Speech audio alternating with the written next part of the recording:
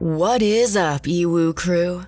Today, we're covering the chilling story of the Perron family and the old Arnold estate, which most of you may know as the house from the 2013 blockbuster, The Conjuring. If you enjoy true crime, mysteries, and true stories, be sure to hit the like button and subscribe. Now, let's get into it. The real story behind the movie franchise The Conjuring begins with a rural farmhouse in Rhode Island. Built in 1736, it has gone by many names over the years, including the Dexter Richardson House and the Old Brook Farm. When the Perron family purchased it in 1971, though, it was known as the Old Arnold Estate. In January 1971, Roger and Carolyn Perron, along with their 5 daughters, Andrea, April, Christine, Cindy, and Nancy, moved into the Old Arnold Estate, located in the Rhode Island suburbs. A modest 14-room historic farmhouse situated on a 200-acre property. It seemed like an idyllic location to raise 5 children, and the perfect place for an all-American family to live. At first, everything seemed great. 13-year-old Andrea, the eldest of the Perron girls, had her own room while her sisters, 11-year-old Nancy and 10-year-old Christine, shared another. The 2 youngest girls, Cindy and April, also had another room to themselves. The house was big enough for all 7 members of the Perron family, providing ample space for the girls to play. However, even as their family settled into life at the Old Arnold Estate, Roger and Carolyn hadn't forgotten the final words of the man who had sold them the house. When dropping off the keys, he had mysteriously cautioned them to leave the lights on at night. Perhaps it had been a friendly warning from one neighbor to another. After all, America in the 1970s was rife with serial killers and gruesome crime sprees. But the man's sinister tone had sent chills down Roger and Carolyn's spines. And try as they might, they couldn't get his strange caution out of their minds. It wasn't long before several mysterious and unexplainable things started happening inside their home.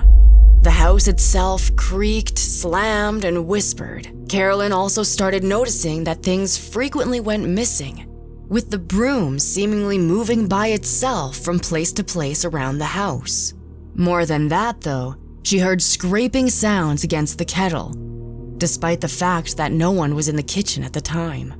She would also find small piles of dirt in the center of the kitchen floor, even though it had been thoroughly cleaned only a few hours before.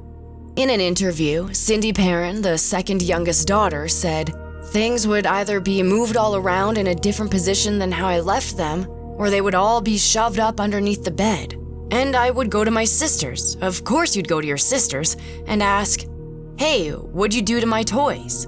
And they'd say, 'Nothing. Why would I mess with your toys, Cindy?' No one discussed any of these events until much later." Andrea also had her fair share of disturbing experiences. As the eldest of the 5 sisters, she was woken many times in the middle of the night by her siblings coming into her room, huddling with her on her bed as they sobbed their hearts out. 8-year-old Cindy, in particular, claimed that she could hear a menacing voice in the room that she shared with April. A voice that whispered, "There are 7 dead soldiers in the walls," over and over again. Almost immediately after moving in, all 5 sisters noticed their house seemed alive with spirits, although most of them were harmless, if not benevolent. They weren't always frightened of the ghosts and even befriended one of them, calling him Manny. According to Cindy, "When we first moved into the house for the first 2 months, there was a woman that came and kissed me every night on the forehead that I thought was my mother." Her older sister Andrea added, "Mom smelled like ivory soap, and the spirits smelled like flowers and fruit." Some spirits, however, were more threatening. For instance, the family was kept awake at night by a voice crying out for its mother, and at exactly 5:15 a.m., their beds would be lifted by an unseen force. The stink of rotting flesh permeated through the home, and there were even apparitions, as well as doors slamming shut on their own. Another article published in August 1977 in the Providence Journal reads, Mrs. Perrin said she awoke before dawn one morning to find an apparition by her bed, the head of an old woman hanging off to one side over an old gray dress. There was a voice reverberating, "Get out, get out. I'll drive you out with death and gloom." All these incidents soon proved to be too much for the Perrin family, and in a bid to understand what exactly was going on in their home, Carolyn allegedly began reading up on the history of the old Arnold estate. In her research, she purportedly came across information about how the property had at one point been owned by the same family for 8 generations, with many of the members dying under unexplainable or horrible circumstances, including drownings in a nearby creek, murders, and suicides. 8 generations of one extended family lived and died in that house prior to our arrival. Andrea Perrin would later say, some of them never left. According to the WJAR News, the Black Book of Burrillville, the town's former public records book, reveals that over the course of its existence, the property had been host to 2 suicides by hanging, 1 suicide by poison, the rape and murder of 11-year-old Prudence Arnold by a farmhand, 2 drownings, and the passing of 4 men who froze to death in addition to other tragic losses of life. However, claims regarding Prudence Arnold's death have been highly disputed, with local historians pointing to the fact that her official death record indicated that she died in Uxbridge, Massachusetts, which meant that she didn't lose her life on the farm. Furthermore, the record states her cause of death as her throat was cut by W.E.K., initials that contradicted the name of Bill Norton, which Andrea specified in her book. Some suspect Prudence's name and horrific death was included to help make sense of the reported hauntings. The Perrins were forced to remain in the old Arnold estate, as they had spent most of their money moving in and couldn't afford to relocate. The Perrins had to stay, and soon enough, the benevolent ghosts were replaced with a more violent and visible force. By far, the most sinister and the most harmful spirit in the old Arnold estate was a woman named Bathsheba Sherman. She was responsible for glass suddenly shattering and objects inexplicably being launched across the room, smashing dangerously into walls. This spirit seemed to be particularly furious at the presence of Carolyn Perrin. One night, as Carolyn sat in the living room, she suddenly felt a piercing pain in her leg. Looking down, she saw blood trickling from a small stab wound in her calf that looked as if it had been caused by a large needle. According to Andrea Perrin, whoever the spirit was, she perceived herself to be mistress of the house, and she resented the competition my mother posed for that position. Bathsheba constantly tormented Carolyn all throughout the 10 years that the family lived in the old Arnold estate. The torture was both emotional and physical. Aside from being stabbed in the leg, the spirit reportedly hid Carolyn's things all the time, which made her feel as if she was going insane. She also frequently felt drained and exhausted, making her heightened emotions even worse. Yet, on the other hand, Bathsheba was reportedly kind to Roger Perrin. The website History Collection even claims that he only saw Bathsheba's sweeter side, with loving caresses and innuendos. Later, the screenwriters and the director of the 2013 film, The Conjuring, would be most inspired by Bathsheba Sherman's torments, and based the majority of the film's plot on the horrors that she inflicted upon the Perrin family. While she may seem like a figure created specifically for Hollywood and the big screen, Bathsheba Sherman was very much real. Born in 1812 in Rhode Island, Bathsheba Thayer married fellow Rhode Islander Judson Sherman in Thompson, Connecticut on March 10, 1844. The couple were fairly well off, as Judson worked tirelessly on the land while Bathsheba stayed at home, tending to their son, Herbert, who was born in 1849. Some say that the Shermans had 3 other children, all of whom died before they reached the age of 7. However, no census records have been found to confirm the accuracy of these claims. Still, an unofficial record of the Sherman family tree claims that Judson and Bathsheba's 3 other children were Julia, born in 1845, Edward, born in 1847, and George, born in 1853. It's highly possible that these kids died before the next census was carried out and therefore not recorded. But again, no hard evidence has been found that either proves or disputes their existence. Despite the quiet and unassuming lives that they led, the Shermans were often the subjects of the local rumor mill. The townspeople believed that Bathsheba was a witch, or a practitioner of the dark arts, and they felt their suspicions were confirmed when a baby in her care died under mysterious circumstances. When an autopsy was performed, the medical examiner found horrifying evidence that the base of the infant's skull had been pierced with something long and sharp. Many claimed that this particular object had been a large sewing needle, and it had been done as part of a satanic ritual. Naturally, the locals started gossiping even more about Bathsheba and her alleged involvement with the occult, which spurred the court to take action against her. But with no proof that she had been the one to drive the needle into the infant's head, Bathsheba was quickly cleared of all charges and declared innocent. However, this didn't stop the townspeople from believing that the baby had been used as a human sacrifice to the devil. Bathsheba died on May 25, 1885, 4 years after her husband Judson passed away. The internet is rife with rumors that her body literally turned to stone the minute she drew her final breath.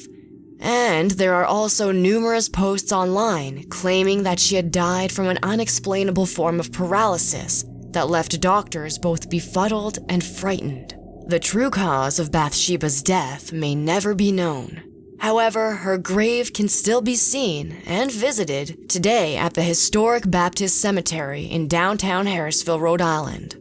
Because of the lack of evidence regarding her alleged satanist activities, some believe that Bathsheba Sherman wasn't actually the malevolent spirit haunting the old Arnold estate and the Perrons. As well, Bathsheba did not actually live in the old Arnold estate, though the house existed. Rather, she lived in a nearby farm on the property. According to the Providence Journal, there are people who claim that the spirit violently haunting the old Arnold estate was actually Mrs. John Arnold, who had purportedly killed herself in the farm's barn in the 18th century.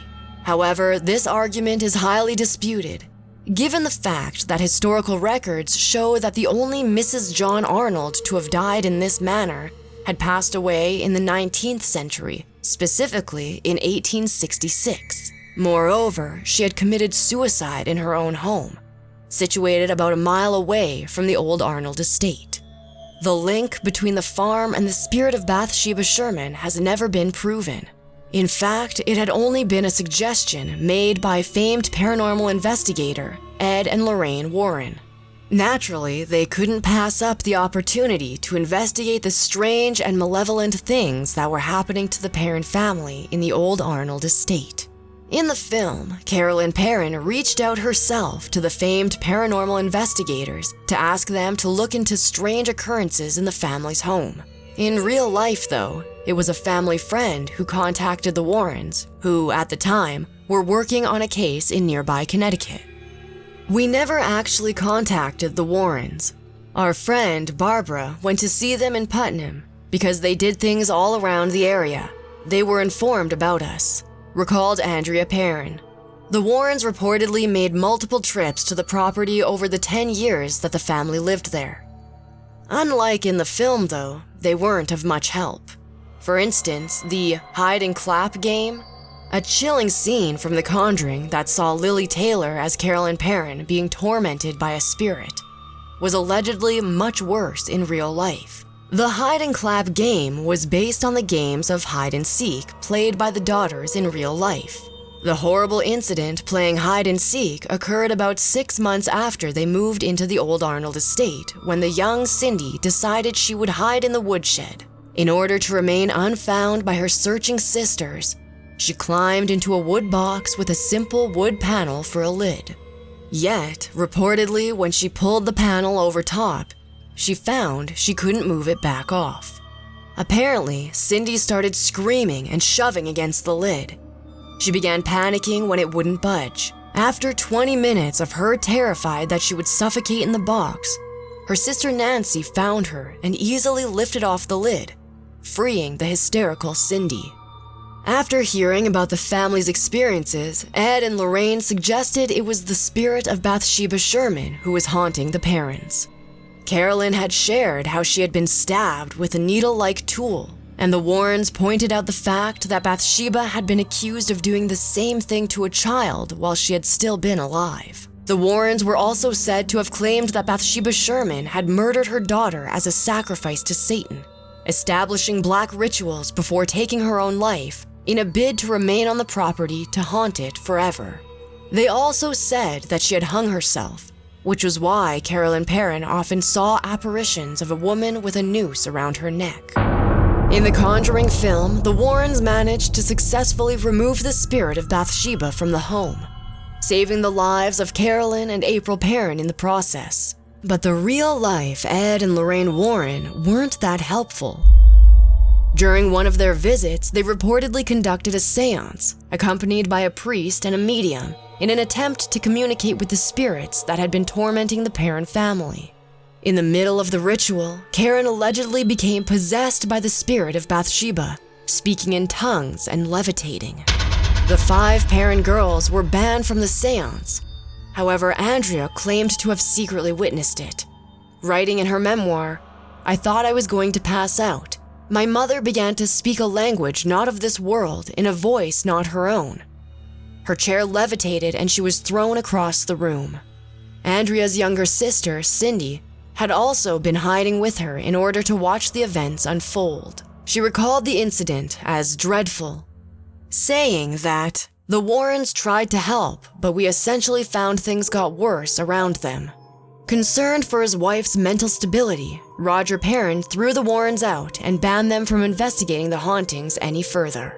A 77-year-old Roger Perron later recalled, "She was possessed. Her entire body was distorted, and it lasted several hours until they de-demonized her, and then I threw the Warrens out." The family's torment continued until finally, in 1980, Roger and Carolyn were able to sell the old Arnold estate, settling in Georgia to rebuild their lives and never look back. Throughout those 5 years, though, the 5 girls did all that they could to escape the hauntings. However, one of the later owners of the old Arnold estate, a woman named Norma Sutcliffe, adamantly disagrees with the Perrons. She had purchased the property in 1987 and to this day claims that she has not been haunted, neither by the malevolent Bathsheba nor the benevolent spirits that the family claimed preyed on them. Norma had been living on the property when The Conjuring was released and even sued the film for damages caused by fans who frequently trespassed on the property.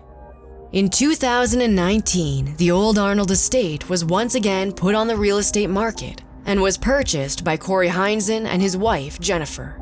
Unlike the previous owner, the couple claimed that they often experienced paranormal activity, including faraway footsteps and doors slamming. However, none of their ghostly encounters came close to what the Perron family had experienced in the 1970s. Unlike the Perrons and Norma Sutcliffe, Corey and Jennifer have welcomed the spirits haunting the old Arnold estate with open arms. When they moved in, they claimed to have slept in the small wing of the home for the first 4 months, saying they didn't want to overstep their boundaries with the supernatural. When they finally opened the door between the main house and the small wing, though, they were awakened by a mysterious, shadowy figure. Corey recalled, "It was just peeking around the door like this, all black, just looking at us. I remember looking at it and Jennifer was like, 'What the hell is that?'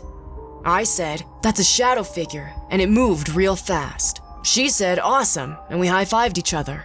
His wife, Jennifer, added, "It wasn't scary. It wasn't an evil presence. We were just excited." Even with the Heinzens asserting the presence of the supernatural in the old Arnold estate, there are still many who doubt its existence. Despite their critics, though, the Perrons remain adamant that their story is true. In an interview with USA Today, Andrea said, Both my mother and I would just as soon swallow our tongue than tell a lie. People are free to believe whatever they want to believe, but I know what we experienced. Lorraine claims to still feel traumatized by the events that transpired in the old Arnold estate, saying that the things that went on there were just so incredibly frightening. It still affects me to talk about it today.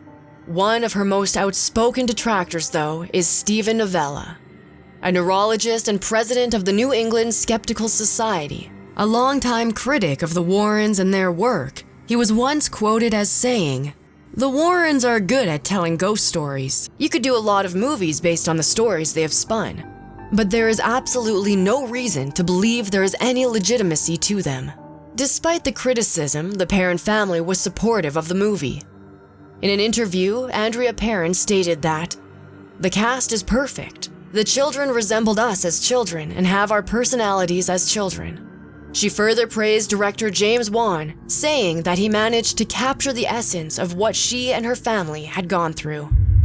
Many continue to be fascinated by The Conjuring and the alleged real events that inspired the horror movie, despite the movie having been released years ago in 2013. In a top-rated comment on Reddit, user Non-Corporeal Entity writes, "The Warrens were well known for fabricating stories and details in order to sensationalize a haunting for media attention and book sales. Every haunting they investigated was claimed to be a demonic possession. It's also no coincidence that all of the people involved in their most famous cases were in financial trouble and at risk of losing their home." Despite these naysayers, though, many continue to believe that the Perron family was genuinely tormented by the malevolent spirit of Bathsheba Sherman.